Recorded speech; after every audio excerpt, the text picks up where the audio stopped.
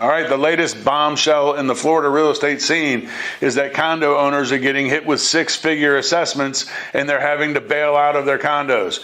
That is correct in a couple of specific instances because the condo associations basically just ignored all the deferred maintenance and things they had to do for several decades, and now they are in terrible shape.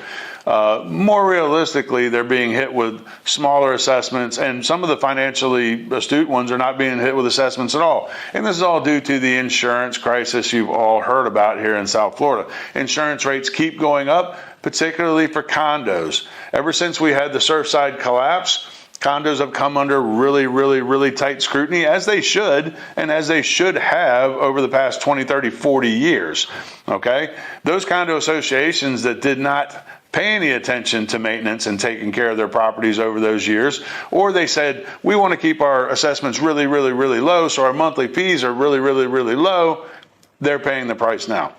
Bottom line is this: if you're looking to buy in Florida, is condo purchasing still a good investment? Yes, it is. But make sure that whoever you're working with knows what's going on with condos, and make sure that you, on top of whoever you're working with as a realtor, research that condo very deeply. There's three ways to do that. One is public records. One is simply Googling that condo, because these condos, they have a lot of news, and if they're in the news, they're very easy to find. And number three is going to that actual condo association, making sure that they provide you the documents that show that not only are they financially stable, but they've already gone through all the engineering surveys that are required now, and that their insurance is current and full, okay? If you do that and you do it correctly, it still can be a very equitable deal, because you can purchase a condo for much less than a single family home.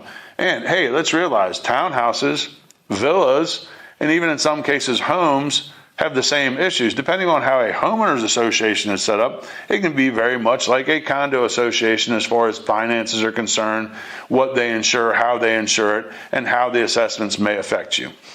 Bottom line is this: if you're going to purchase a home, a condo, a townhouse, a villa, really anything, and I'm going to say probably in any state, but certainly in Florida, make sure you have a trusted real estate advisor to guide you.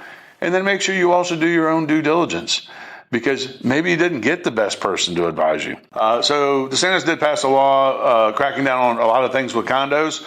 Some of those had to do with the finances and the boards and how they could manage the finances.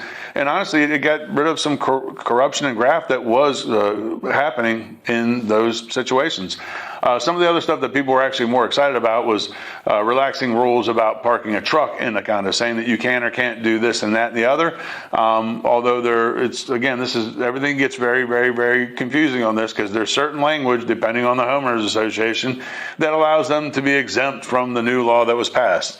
So if you're looking to buy in a homeowners association, a condo association, or any other place that is ruled by any kind of an association, make sure you get with your realtor and make sure that realtor explains to you very fully what those rules and regulations are, and if they have the correct language to support that. Hey, if you enjoy Questions from Challo, why don't you be a part of it? Let us know what you want to hear about, and Challo will ask me right here on live TV, kind of.